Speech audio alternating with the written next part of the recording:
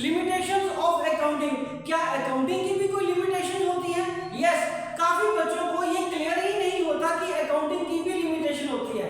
सारा साल निकल जाता है लेकिन जो थ्योरेटिकल पोर्शन को अच्छे तरह से नहीं समझते या नहीं सीखते या नहीं पढ़ते, उन्हें ये पता भी नहीं चलता कि अकाउंटिंग की लिमिटेशंस भी होती हैं। और ये ऐसा क्वेश्चन जब पेपर में आ जाता है, एग्जाम में आ जाता है, तो फिर वो कंफ्यूज हो जाता है कि यार ये कौन से चैप्टर में था और कहाँ पढ़ा था हमने। तो बच्चों, अगर किसी चीज के एडवांटेजेस हैं तो उसकी कुछ लिमिटेशंस भी होती हैं। कल मैंने आपको एडवांटेजेस बताए थे, तो आज हम उसके लिमिटेशंस करेंगे अकाउंटिंग की। सबसे पहली लिमिटेशन क्या है कि जो अकाउंटिंग है वो influenced by personal judgement. Accounting जो है वो प्रभावित होती है personal judgement of the accountant, क्योंकि बच्चों सभी लोगों के जो पर्सनल ओपिनियन होती है किसी पर्टिकुलर चीज को लेके वो सेम नहीं होती।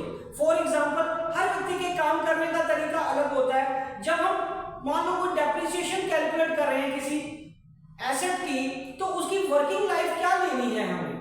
डेप्रिसिएशन होती है वो लॉस जो हमने किसी एक एसेट को यूज करने पे हुआ है, और उसके लिए एक उसकी लाइफ को के बारे में, एसेट की लाइफ के बारे में पता होना बहुत जरूरी है। जब तक हमें उसकी लाइफ नहीं पता होगी, कितनी वर्किंग लाइफ है उसकी, कितने ईयर्स, नंबर ऑफ ईयर्स की वर्किंग लाइफ है, तब तक हम उसकी डेप्रिसिएशन नहीं कैलकुलेट कर पाते। ठीक है बच्चों, तो हर बंदे की, हर की ओपिनियन अलग अलग होती है, हर अकाउंटेंट की ओपिनियन अलग होती है। तो जिसकी वजह से अकाउंटिंग में ये कई बार फॉर्मूले को चूज करने में सबका अपना अपना नजरिया अलग अलग होता है, जिसकी वजह से डिफरेंसेस आते हैं। So accounting is influenced by personal judgement. हर व्यक्ति का, जैसे मैंने बताया कि सोचने का और काम करने का तरीका या ओपिनियन बनाने का तरीका अलग अलग होता है। कोई एक फैक्टर को इंपॉर्टेंस देता है, कोई दूसरे फैक्टर को इंपॉर्टेंस देता है। इसकी वजह से डिफरेंसेस आ सकते हैं। तो अकाउंटिंग प्रभावित होती है क्योंकि हर अकाउंटेंट की अपनी पर्सनल जजमेंट होती है कुछ टॉपिक्स को लेके। और second, based on accounting concepts and conventions. Students, अभी जब आप फर्स्ट चैप्टर कर रहे हो, सेकंड या थर्ड चैप्टर के बाद, थर्ड चैप्टर में जब आप मेरे साथ करोगे अकाउंटिंग कांसेप्ट्स, कन्वेंशंस और प्रिंसिपल्स करोगे, वो 14 हैं, जैसे बिजनेस एंटिटी कांसेप्ट, जैसे मैचिंग प्रिंसिपल, जैसे कॉस्ट कांसेप्ट, जैसे हिस्टोरिकल कॉस्ट कांसेप्ट। ये सारी चीजें हम नेक्स्ट थर्ड चैप्टर में पढ़ेंगे, ये सेकंड के बाद जो थर्ड आएगा।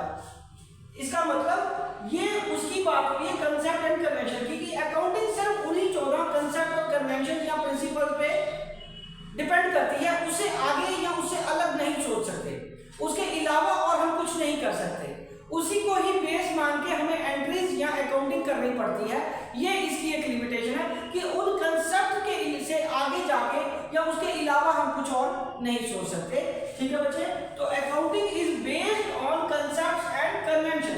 And the next point, incomplete information. Students, incomplete information का मतलब क्या होता है? अधूरी जानकारी। अधूरी जानकारी का मतलब क्या बच्चों? ये बात समझो कि जब बिजनेस चल रहा है तो हम उसका प्रॉफिट एंड लॉस तब तक नहीं कैलकुलेट सही कर पाएंगे जब तक वो क्लोज नहीं होता। और बिजनेस तो सालों साल लगातार चलते रहते हैं, ठीक है ना। जब तक वो पूरी तरह माइंड अप नहीं हो जाएगा, खत्म नहीं हो जाएगा, बंद नहीं हो जाएगा, क्लोज नहीं कर देंगे सारी एक्टिविटीज को, तब तक हम उसका सही प्रॉफिट एंड लॉस नहीं निकाल पाएंगे। तो हमने क्या किया हुआ है, प्रॉफिट एंड लॉस तो हर साल निकालना है, तो बहुत सारी चीजें हमें अंदाजे से लेनी पड़ती है। अंदाजे से मतलब एस्टीमेट से लेनी पड़ती है, प्रोविजन के फॉर्म में लेनी पड़ती है, जो कि एक प्रीवियस एक्सपीरियंसेस के बेसिस पे होता है और वो एग्जैक्ट नहीं होते। तो इसलिए हम ये कह सकते हैं, इस उन एग्जैक्ट फिगर की कमी की वजह से हम ये कह सकते हैं कि ये पर्सनल, ये हमारा इनकम्प्लीट इंफॉर्मेशन है। अकाउंटिंग क्या है बच्चों? हमारी इनकम्प्लीट इंफॉर्मेशन की वजह से भी अफेक्ट होती है, राइट हो। चलो अब हम आगे बढ़ते हैं, ओमिशन ऑफ क्वालिटेटिव इंफॉर्मेशन।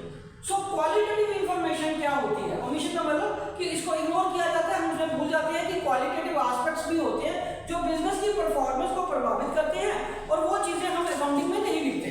जैसे क्वालिटेटिव एस्पेक्ट्स में वेदर का अच्छा होना या वेदर का बहुत अच्छा होना या वेदर का खराब होना, मार्केट में रिसेशन होना, अंडरस्टूड। तो एम्प्लॉइज की ऑनेस्टी, एम्प्लॉइज की डिसऑनेस्टी, मैनेजमेंट की एफिशिएंसी, मैनेजमेंट की इनएफिशिएंसी, ये सारी चीजें क्वालिटेटिव एस्पेक्ट होते हैं बिजनेस के, जो किसी ना किसी रूप में प्रॉफिटेबिलिटी को भी अफेक्ट करते हैं, लेकिन इसको हम मॉनेटरी टर्म्स में नहीं डाल सकते, इसीलिए इसको अकाउंटिंग में इसका इफेक्ट नहीं आता। सो इसलिए एक और लिमिटेशन आ गई कि omission of qualitative information. Next है हमारा students based on historical cost. So based on historical cost का मतलब ये हुआ कि जो हमारी इसमें कॉस्ट है, परचेज प्राइस हिस्टोरिकल, जब का हमने खरीदा है, जिस रेट पे खरीदा है उस रेट पे ही रिकॉर्डिंग होगी और उस रेट पे ही उसकी डेप्रिसिएशन चार्ज होगी। करंट मार्केट प्राइस पे उसको नहीं रिकॉर्ड किया जाएगा। बच्चों फॉर एग्जांपल आपके बिजनेस ने 2005 में एक लैंड का टुकड़ा खरीदा था, मान लो 5 लाख का। आज 2026 में वो मान लो 50 लाख का हो गया, बट बुक्स में उसकी एंट्री 5 लाख में ही रहती है, उसकी परचेज प्राइस पे ही रहती है।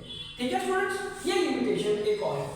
उसके बाद affected by window dressing. Window dressing का मतलब होता है manipulation of accounts. Manipulation of accounts का मतलब हम अकाउंटिंग में डबल एंट्री सिस्टम, जैसे मैंने आपको पहली पिछली वीडियोस में बताया कि डबल एंट्री सिस्टम फॉलो करते हैं। विंडो ड्रेसिंग में कई बार हम चीजों को बढ़ा चढ़ा के पेश करते हैं, जो एक्चुअल सिचुएशन नहीं होती उससे कई बार अच्छे आप प्रेजेंट करते हैं। फॉर एग्जांपल जब हमने लोन लेना हो तो हम अपनी एक्सपेंसेस को कम करके दिखा देते हैं, या सेल या इनकम को बढ़ा हुआ दिखा सकते हैं, स्टॉक को कम प्राइस पे दिखा सकते हैं या ज्यादा प्राइस पे दिखा सकते हैं, सिचुएशन पे डिपेंड करता है।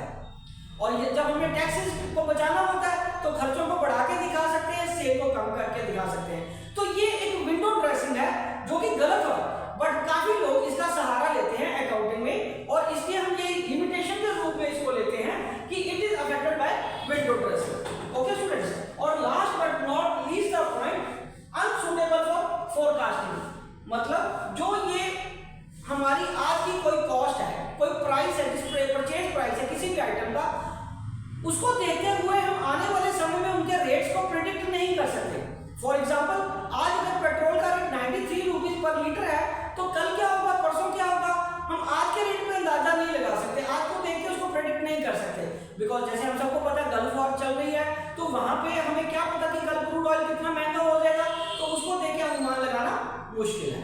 ओके स्टूडेंट्स, तो ऐसी बहुत सारी चीजें होती हैं जिसकी अवेलेबिलिटी हमारे पास है या नहीं है। सेल का एग्जैक्ट फोरकास्ट, जितनी सेल आज हुई है कल उतनी सेल हो पाएगी या नहीं हो पाएगी, इसको कहना बड़ा मुश्किल है अकाउंटिंग के पॉइंट ऑफ व्यू से, बिकॉज हम कोई एस्ट्रोलॉजी नहीं पढ़ रहे, हम अकाउंटिंग पढ़ रहे हैं। ओके, तो जिसकी वजह से हमारे पास एक ये अनसुटेबल है अकाउंटिंग, किसके लिए, फोरकास्ट करने के लिए। अनुमान नहीं लगा सकते, आने वाले समय के लिए कोई भविष्य नहीं बता सकते, कोई रेट्स क्या होंगे हम इसके बारे में नहीं बता सकते। तो बच्चों ये हमारे 7 पॉइंट्स हैं लिमिटेशन के। पहला है इन्फ्लुएंस बाय पर्सनल जजमेंट, दूसरा है based on accounting concept and convention, तीसरा है कंप्लीट इंफॉर्मेशन, चौथा है ओमिशन ऑफ क्वालिटेटिव इंफॉर्मेशन, पांचवा है बेस्ड ऑन हिस्टोरिकल कॉस्ट, 6 है affected by window dressing, and last unsuitable for forecasting. और स्टूडेंट्स इसी के साथ ये वीडियो कंप्लीट होती है, और आप मेरे चैनल को सब्सक्राइब करना ना भूलें। और सबसे बड़ी बात, आज ये चैप्टर 1 हमारा कंप्लीट हो गया है, और कल से जो नई वीडियो आपको मिलेगी वो नेक्स्ट चैप्टर की मिलेगी। तो इसीलिए मैं आपको बता रहा हूं कि जल्दी से जल्दी जिन बच्चों ने अभी तक बुक्स नहीं ली, फटाफट बुक्स ले लीजिए। ओके बच्चों, विशिंग यू गुड लक।